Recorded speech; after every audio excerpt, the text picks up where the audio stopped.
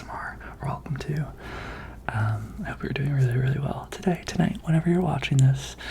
My name's Nick, and this is my channel. This is where I ramble to you about a lot of different life things, but also we're growing into a really wonderful collective of just great human beings too. So we're all about positivity and sharing life's moments and all that. So sit back, relax. You're in good hands. You're where you're supposed to be, and yeah, just let your stress go away. Let me know what you think of this topic and stuff. But yeah, I do these videos basically to relax you and also to pique curiosity and all of that. And yeah, oh my god, I'm rambling about the ramble that I'm not even rambling about yet. But okay, so actually I'm gonna probably zoom in a little bit. See if I can do this. Does that work better? There we go. I have my Apple Watch here. Okay, so on tonight's video, I really wanted to ramble to you about my marathon training. So if you don't know, I'm actually training for the LA Marathon, Los Angeles Marathon, which is going to be on March 17th, 2024, and I think I'm in week 14 of training right now, and yeah, I thought this could be a cool video because I don't know about you if you ever ran a marathon, but I didn't really know what like goes into it beforehand, so I thought I'd just kind of talk about what I've been learning so far, and just talk about what's in the future and the game plan. So I'm 14 weeks out. It is Halloween tomorrow. And I've been training for I think like 4 weeks already. And yeah, so every week I do basically a long run, which is like so when you think of a marathon, you know how you run 26.2 miles. So a marathon is 26.2 miles. A half marathon is 13.1. To get to that length, you have to eventually like run it. So I don't know if you've ever heard this, but the training program consists of basically every week you're going to do a long run, which is trying to get to that max mileage for the marathon. You will train up to 20 miles. You will run 20 miles when prepping for a marathon. But I don't know if you know this, but you will not ever actually run a full marathon when you're training, which I always thought was really interesting. They do that because you don't need to be, the more you run, the more likely you're to get injured, but also when you're running the marathon on race day, your adrenaline is actually going to carry you over. So for instance, I grew up in Massachusetts. I grew up outside Boston. I actually grew up so there's the Boston Marathon, which is very, very famous and well known from where I'm from, to the point where we'd always have the marathon day off to go watch it. And the marathon where I grew up, it was, I grew up on Heartbreak Hill. So it's this hill in the Boston Marathon. It's like you go through all the suburbs of outside Boston, and you basically go straight ending into downtown Boston. And at mile 20, it's called Heartbreak Hill. It's called Heartbreak Hill because there was a man running it, and I don't know his name, but there was a man running it who was like in the lead, and he lost his lead on this hill, and it was heartbreaking for him. This hill is on mile 20, and this is where the wall happens for a lot of runners, hitting the wall. I don't know if you've heard about it, but when you run a marathon, you hit a wall at mile 20, and that wall is a wall there. So a wall, okay, obviously when it's a wall, it's hard to run, right?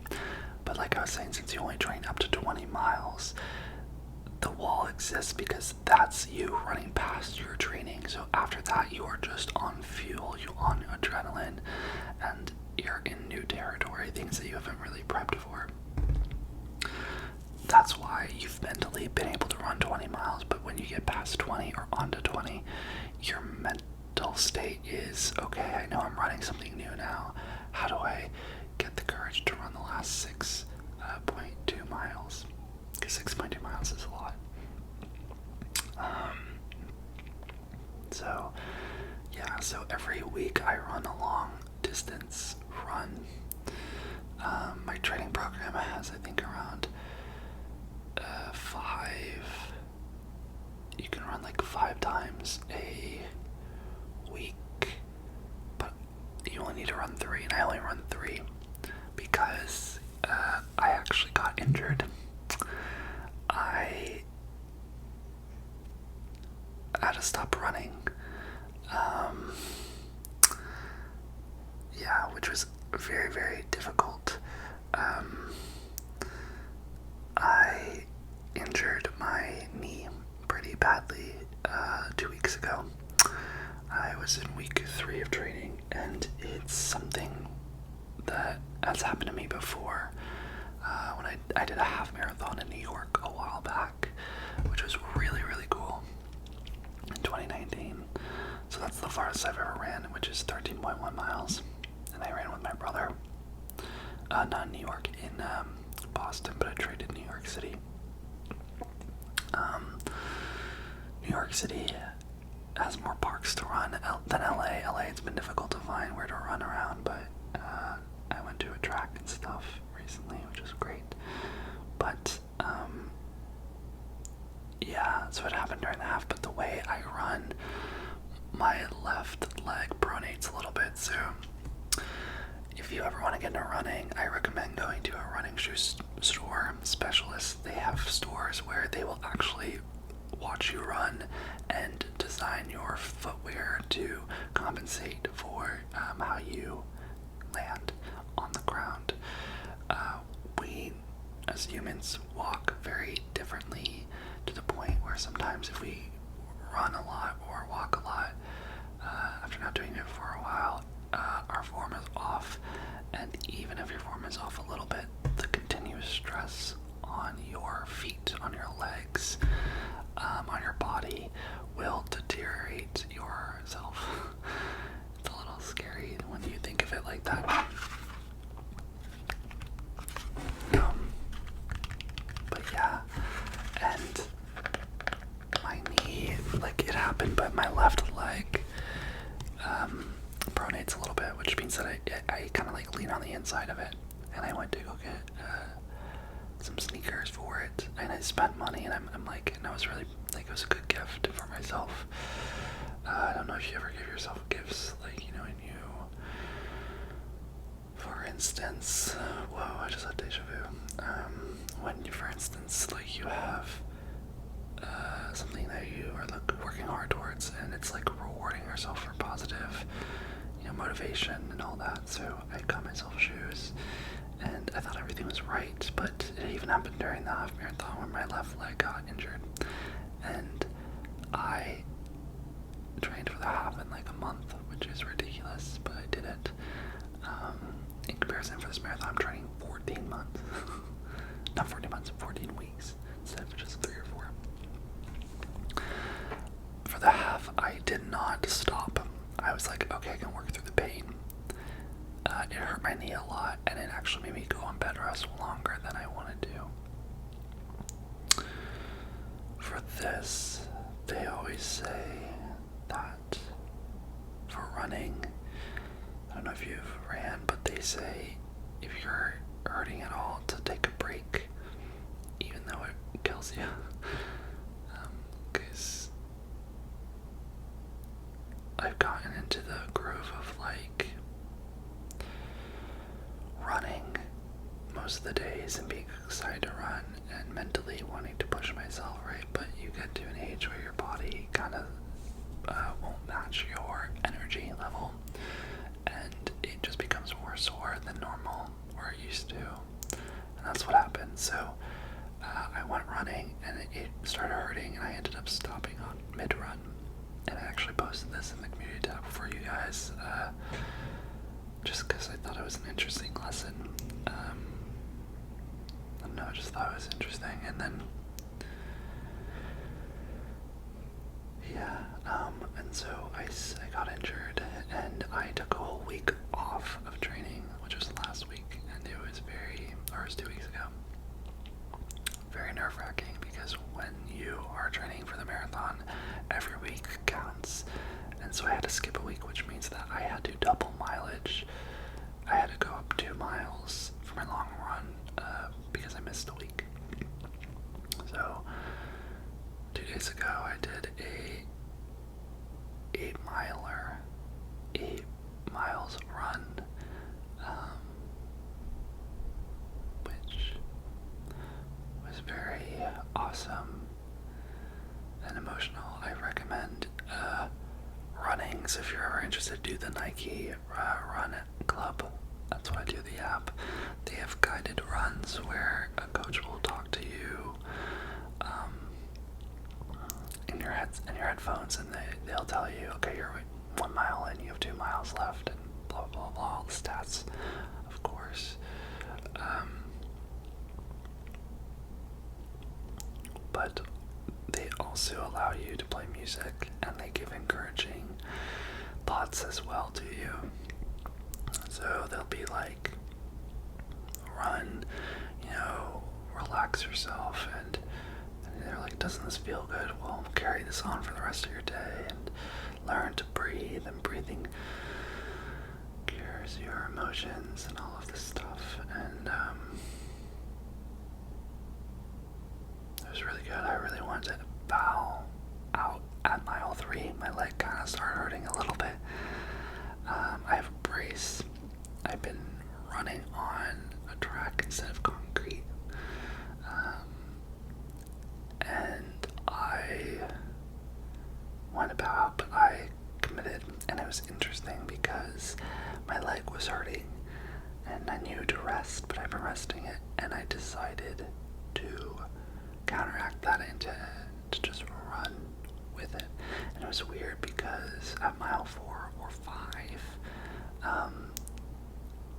it disappeared. It was almost like my leg became more flexible and more stretched out because of that, because I was running and using my muscles so much that it didn't hurt as much anymore.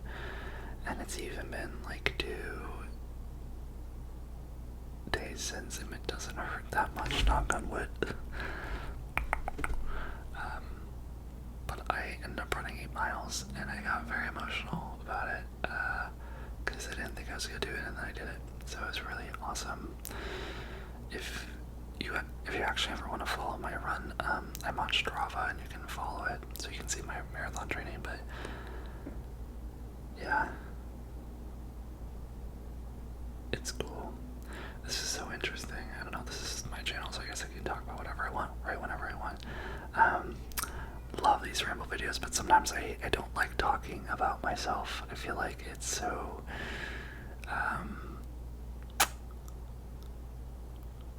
attention-y. So it's just interesting. I'm kind of in that mood right now. I don't know if you ever get in that mood where you or like, say you're talking to a friend or something, and you just kind of like don't want to talk about it. I want to talk about it with you. Obviously, I think it's really cool, the marathon training, but I don't know how you describe that feeling. But that's the feeling I'm feeling right now. It's like not opening up for some reason, but it's okay, right? We accept ourselves for however we feel, whenever we feel. So at the end of the day, I'm just hanging out with you, which is great.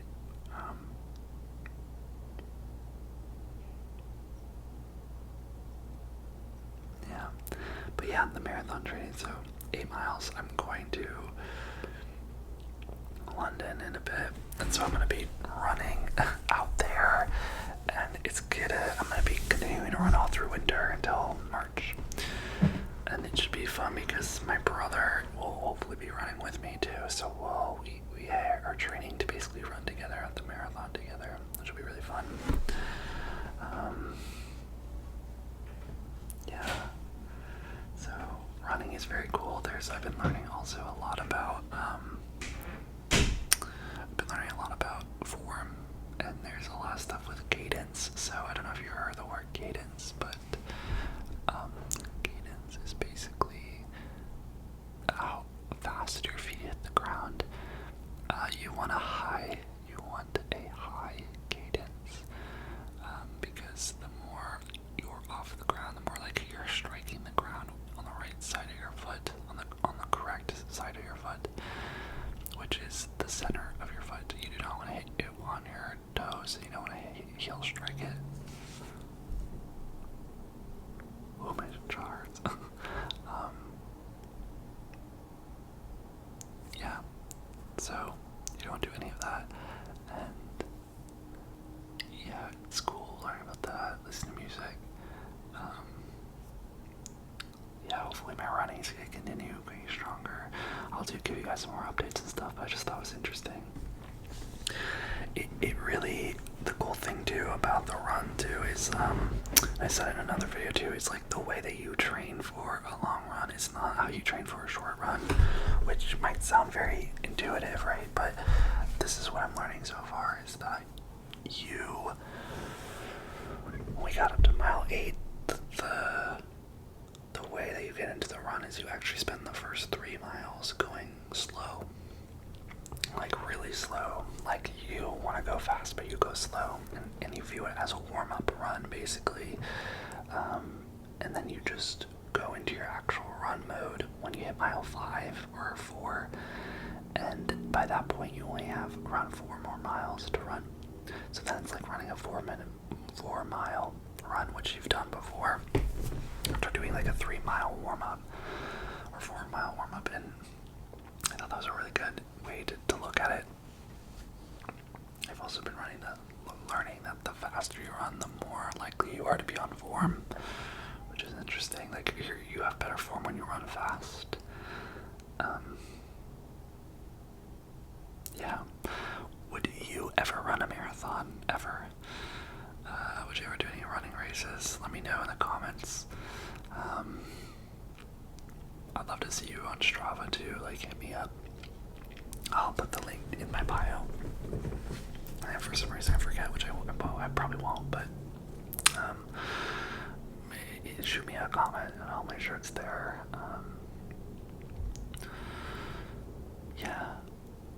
I hope you're doing really well. I really, really appreciate you being here and us spending this time together. I know how valuable time it is, and you know, if today wasn't the day that you hoped it to be, I hope tomorrow is. Remember that you're doing the best you can do, and you're doing great. You're doing great, you're doing great, you're doing great. Okay, well, I'm gonna say goodbye. Have a wonderful night. And let me know if you have any questions about the marathon training. I'm running an A6. And yeah, I'm running 3 times a week right now, and we'll see how it goes.